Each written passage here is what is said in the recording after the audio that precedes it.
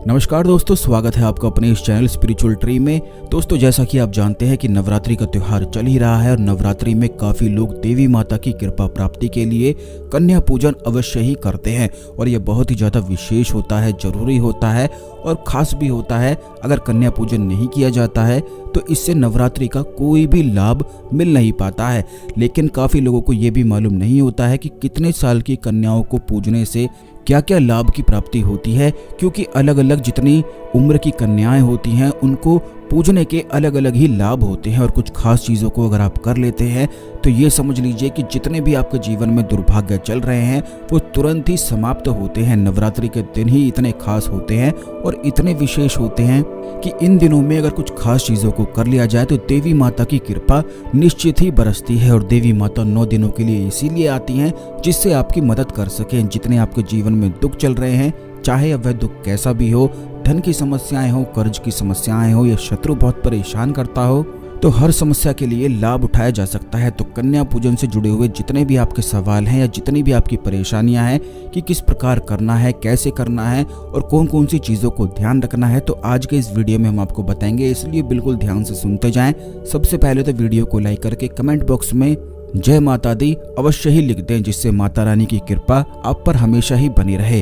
तो दोस्तों, अब आपको बता दें कि नवरात्रि का त्यौहार जब भी आता है और नवरात्रि के जो पहले 3 दिन होते हैं उन्हें तमस कहा जाता है और नवरात्रि के जो बीच के 3 दिन होते हैं उन्हें रजस कहा जाता है और नवरात्रि के जो लास्ट 3 दिन होते हैं उन्हें सत्व कहा जाता है। और ये इसीलिए कहा जाता है कि जैसे तमस, रजस और सत्व होते हैं तो पहले 3 दिनों में अगर आप इन 3 दिनों में से कोई भी एक दिन का भी व्रत रख लेते हैं तो इससे जो आपके तमस वाली भावना होती है, आपके अंदर जो चल रही होती है, वो नष्ट हो जाती हैं।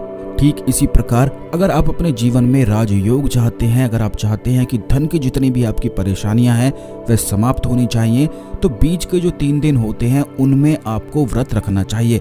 ठीक इसी प्रकार अंतिम के जो 3 दिन होते हैं यह ज्ञान के और सत्व के दिन होते हैं। जिन लोगों को साधनाओं में सिद्धि की प्राप्ति करनी होती है तो अंतिम के 3 दिन काफ़ी ज़्यादा खास और विशेष बताए जाते हैं। इसीलिए जो लास्ट के 3 दिन होते हैं उसमें पूजा पाठ जैसे कन्या पूजन, हवन, यज्ञ आदि वगैरह किया जाता है, जिससे देवी माता की कृपा की प्राप्ति हो सके और जीवन में हम आगे बढ़ते ही चले जाएं। अब दूसरी चीज़ दोस्तों ये है कि वैसे तो नवरात्रि में किसी भी दिन कन्या पूजन किया जा सकता है, लेकिन खास करके अष्टमी और नवमी को कन्या पूजन के लिए श्रेष्ठ माना गया है।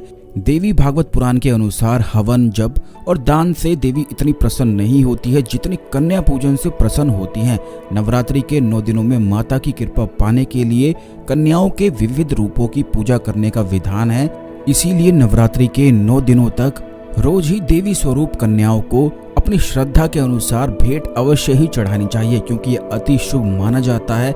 इन दिनों कन्या स्वरूप देवियों को फूल, श्रृंगार सामग्री, मीठे फल, मिठाई, खीर, हलवा, कपड़े, रुमाल, रिबन, पढ़ाई की वस्तुएं या कोई भी उपहार देकर माँ दुर्गा की कृपा पाई जा सकती है।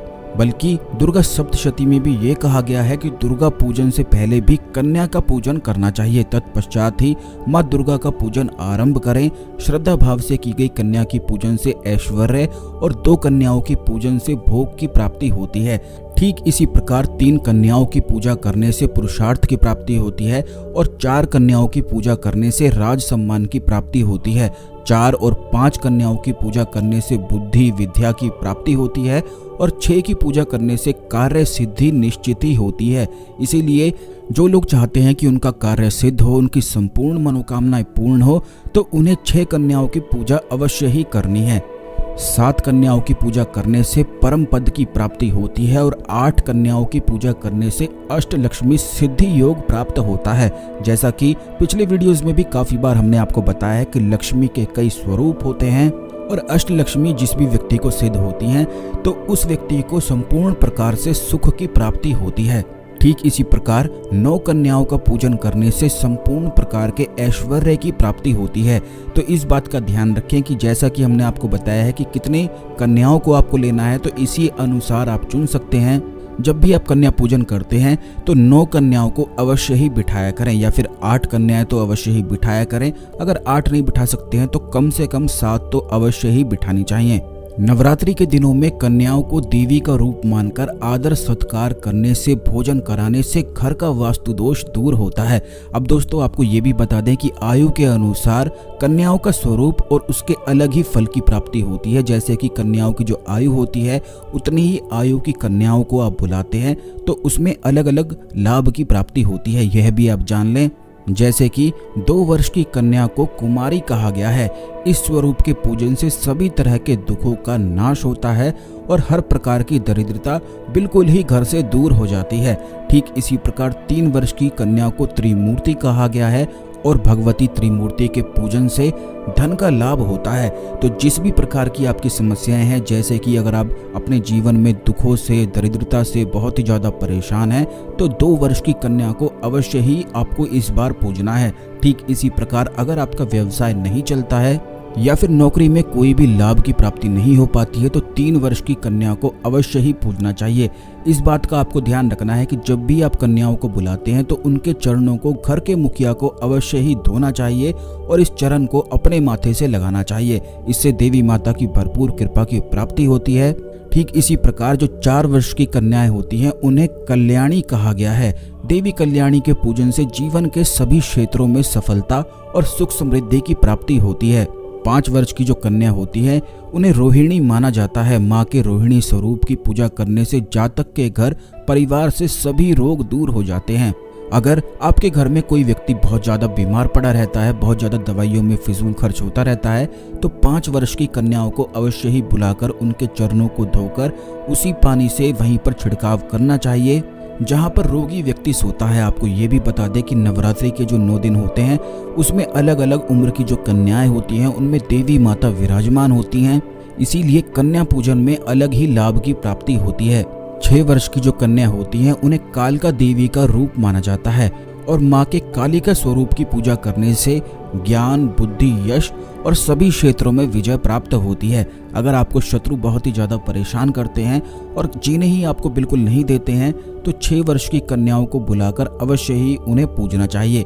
ठीक इसी प्रकार 7 वर्ष की कन्या माँ चंडिका का स्वरूप मानी जाती है। इस स्वरूप की पूजा करने से धन, सुख और सभी तरह के ऐश्वर्यों की प्राप्ति होती है।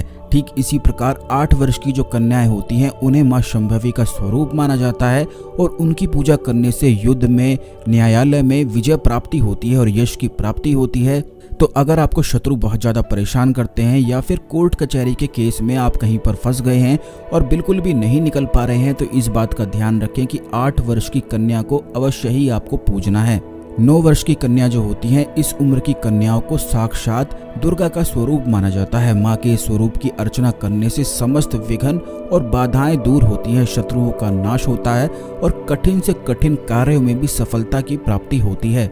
और 10 वर्ष की जो कन्याएं होती हैं उन्हें सुभद्रा के समान मानी जाती हैं। देवी सुभद्रा स्वरूप की आराधना करने से सभी मनोवांछित फलों की प्राप्ति होती है और सभी प्रकार के सुख प्राप्त होते हैं। तो इस प्रकार उम्र के ही अनुसार अलग अलग फलों की प्राप्ति होती है। अब सभी लोग ये तो जानते ही हैं कि कन्या पूजन में किस प्रकार खाना बनाना है, लेकिन काफी लोग ऐसे होते हैं कि कुछ ना कुछ मिठाई को अवश्य ही भूल जाते हैं। तो इस बात का आपको ध्यान रखना है कि खीर या लड्डू आदि वगैरह कन्याओं को अवश्य ही आखिरी में देना चाहिए और हमेशा ही उनका मुख मीठा करके भेजना चाहिए। और हो सके तो कुछ ना कुछ उपहार जैसे पेन, पेंसिल आदि वगैरह भी उन्हें अवश्य ही देना चाहिए। अगर आप अपने घर में कन्याओं को बुलाकर उन्हें बिल्कुल खुश करके भेजते हैं तो इससे देवी माता की बहुत ही ज़्यादा कृपा की प्राप्ति होती है और वह अति प्रसन्न हो जाती हैं। इस बात का ध्यान रखें कि नवरात्रि में जब आपकी पूजा सफल हो जाती है, कन्या पूजन आप सही से कर लेते हैं, तो हमेशा ही देवी माता स्वप्न में आके दर्शन देती हैं।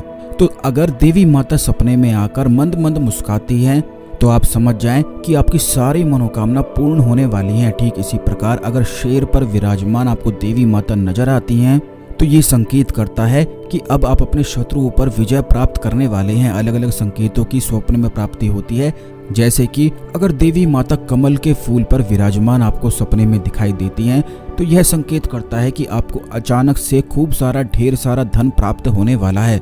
और अगर देवी माता सरस्वती स्वरूप में यानी कि वीणा हाथ में लिए हुए दिखाई देती हैं तो यह संकेत करता है कि आपको अष्टलक्ष्मी सिद्ध हो चुकी है, क्योंकि ज्ञान को अष्टलक्ष्मी सिद्ध कहा जाता है। और अगर आपको देवी माता क्रोधित स्वरूप में दिखाई देती हैं तो इसका संकेत ये होता है कि जरूर आप अपनी पूजा पाठ में, मंत्र जाप में या किसी और चीज में गलती कर रहे हैं, क्योंकि नवरात्रि के दिनों में देवी माता ही संकेत दे देती हैं, बस आप ही उन्हें समझ नहीं पाते हैं और इसका लाभ नहीं उठा पाते हैं। देवी माता सभी को संकेत देती हैं, तो अगर क्रोधित स्वरूप में आपको दिखाई देती है तो इसका अर्थ ये है कि आपको देवी माता की सेवा करने की बहुत ही ज्यादा आवश्यकता है। आपको केवल इतना करना है कि जिस प्रकार कन्या पूजन हमने आपको बताया है उसी प्रकार कन्या को पूजते समय उनके जो चरण हैं उनको बिल्कुल धोकर आपको संपूर्ण अपने घर में छिड़क देना है और हर एक कन्या से ये कहना है कि आपके सर पर हाथ रख दें। बस जब आप हाथ रखवाते हैं तो आपको मन में क्षमा याचना देवी माता से कर लेनी है। तो इस प्रकार अगर आप कर लेते हैं तो हर प्रकार के पाप से मुक्ति प्राप्त हो जाती है। तो यह जितनी भी चीज़ें हमने आपको बताई हैं बड़ी ही ज़्यादा खास हैं। इस खास जानकारी को दूसरे लोगों के साथ अवश्य शेयर कर दें जिससे सभी लोग इस जानकारी का लाभ उठाएं।